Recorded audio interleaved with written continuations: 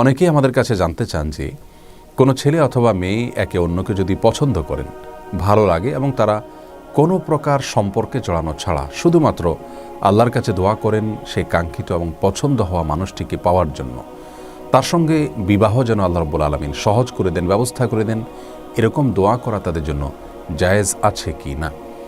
এই প্রশ্নের উত্তরে আমরা সহিহ মুসলিমের একটি হাদিস উল্লেখ করতে পারি, যেখানে প্রিয় নবী সাল্লাল্লাহু আলাইহি সাল্লাম ইরশাদ করেছেন, লা ইয়াজালু ইস্তাজাবু লিল আবদ মা লাম ইয়াদউ বিইসমিন আও কাতিআতি রাহমিন মা লাম ইস্তাজিল। অর্থাৎ বান্দার দোয়া আল্লাহ রাব্বুল আলামিন ততক্ষণ পর্যন্ত কবুল করতে থাকেন যতক্ষণ না সে কোনো পাপের কাজের জন্য দোয়া না করে এবং আত্মীয়তার সম্পর্ক ছিন্ন করার জন্য দোয়া না করে এবং তাড়াহুড়ো না করে।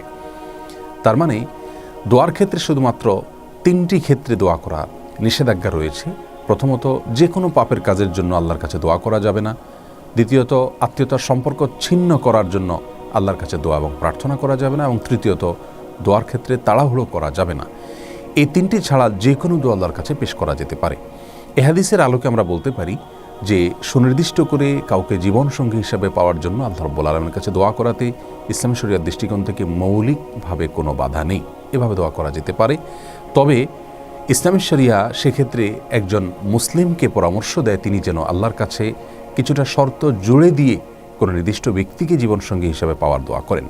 অর্থাৎ আল্লাহ, অমুক ব্যক্তিকে যদি আমার জীবনসঙ্গী হিসাবে পাওয়াটা আমার জন্য সার্বিকভাবে কল্যাণকর হয়, তাহলে আপনি সেটি আমার জন্য সহজ করে দিন। এভাবে দোয়া করাটা তার নিজের জন্য সার্বিকভাবে ভালো এবং উপকারী।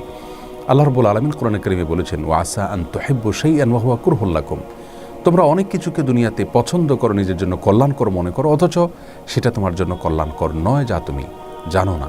এছাড়া সহিহ বুখারীর একটি হাদিসে প্রিয় নবী সাল্লাল্লাহু আলাইহি সাল্লাম আমাদেরকে ইস্তেখারার শিক্ষা দিয়েছেন, যার অর্থ হলো দুনিয়াবি যে কোনো কাজে আল্লাহর কাছে মঙ্গল এবং কল্যাণ কামনা করে নেওয়া। সে দোয়ার একটি অংশ হলো ওয়াকদুর লিয়াল খাইর হাইসু কান সুম্মা রদনি বিহি, যার অর্থ হলো, আল্লাহ আমার জন্য কল্যাণ যেখানে লেখা আছে আপনি সেই ফয়সালাটাই করুন এবং সেই ফয়সালা যেন আমি মন থেকে মেনে নিতে পারি, আমার মন যেন সন্তুষ্ট চিত্তে গ্রহণ করে নেয়, সেরকম তৌফিক আমাকে নসিব করুন। অতএব নির্দিষ্ট কোনো ব্যক্তিকে জীবনসঙ্গী হিসেবে পাওয়ার জন্য আল্লাহর কাছে দোয়া করাতে ইসলাম শরিয়াতে কোনো প্রকার বাধা নেই। তবে শর্ত জুড়ে দিয়ে যদি এভাবে দোয়া করা হয়, আল্লাহ তার সঙ্গে বিবাহে যদি আমার কল্যাণ লেখা থাকে, তাহলে আমার জন্য সেটিকে সহজ করে দিন, অন্যথায় আমার মন থেকে তাকে মুছে দিন। এরকম দোয়া করাটা বেশি উপকারী এবং কল্যাণকর। আর কোনো অবস্থাতেই তার সঙ্গে হারাম সম্পর্কে জড়ানোর বিষয়ে আল্লাহর কাছে দোয়া করা যাবে না, তাহলে সেটি গুনাহের কারণ হবে।